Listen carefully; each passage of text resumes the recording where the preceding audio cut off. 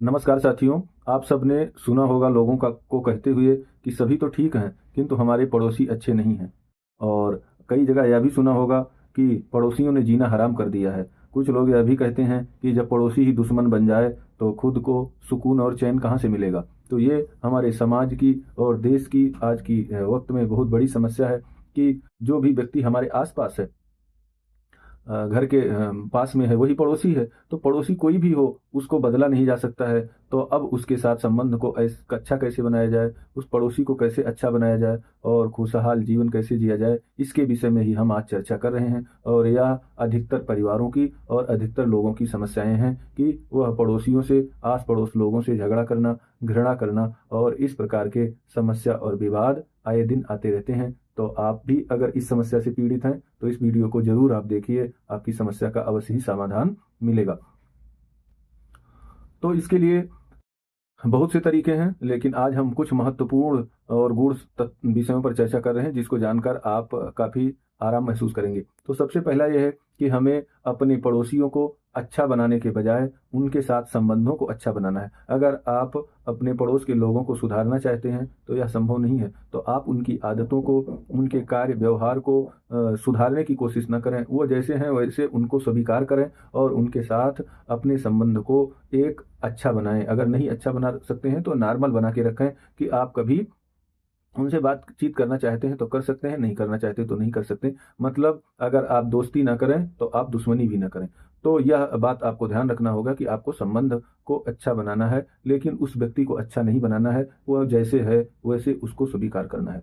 दूसरा, सबसे बड़ी समस्या होती है कि पड़ोसियों को जल्दी बदला नहीं जा सकता है। आपकी पूरी लाइफ बीत जाएगी, पड़ोसी वही रहेगा और हर दिन आप चिक चिक करते हुए परेशान होंगे। उसका चेहरा देखेंगे तो आपका टेंशन होगा, आपको तरह तरह की समस्याएं होंगी। तो इस प्रकार से इन सभी तरह की समस्याओं से बचने के लिए आपको उसके साथ संबंध को अच्छा बनाना है।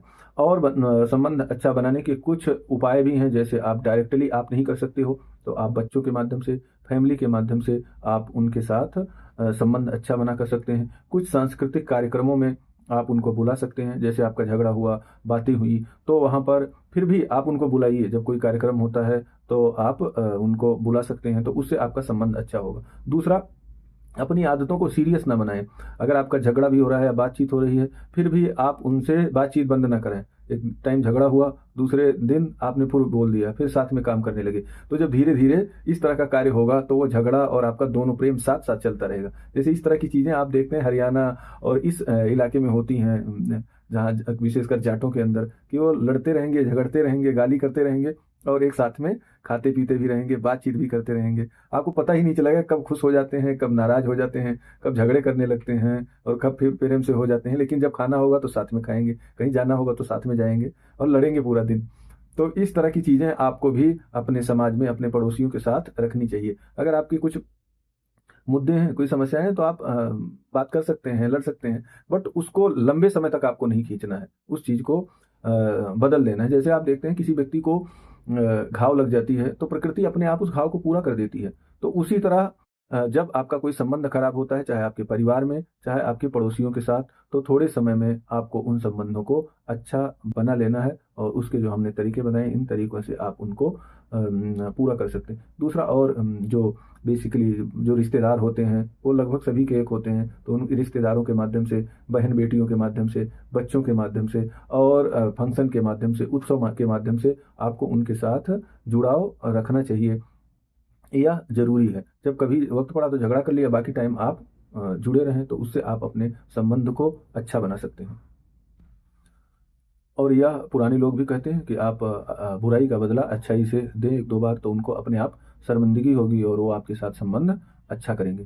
दूसरा, अगर आपको लगता है कि ऐसी कोई समस्या है तो उसको आप कोर्ट में, पुलिस में और दूसरे गांव के जो पंच होते हैं, श्रेष्ठ लोग होते हैं, उनके माध्यम से उस समस्याओं का आप निराकरण कर सकते हैं। और आपको अपनी सीमा को भी पहचानना होगा कि आप पैसे का लेन देन, बाकी किसी कार्य के लिए अगर आपको लगता है तो आप मना कर सकते हैं। उसमें कोई इतनी इस तरह से घुटने की जरूरत नहीं है। तो आपको अपनी सीमा को पहचानना है और उस परिस्थिति के अनुकूल आपको व्यवहार करना है। और अगर कोई इस तरह की ना चाहते हुए भी कई तरह की अनर्गल समस्याएं होती हैं, आपको बेवजह परेशान किया जाता है, तो आज कई तरह की रिकॉर्डिंग, कई तरह के एविडेंस जिसको आप इकट्ठा कर सकते हैं, जो भविष्य में आपके लिए सहायक होता है।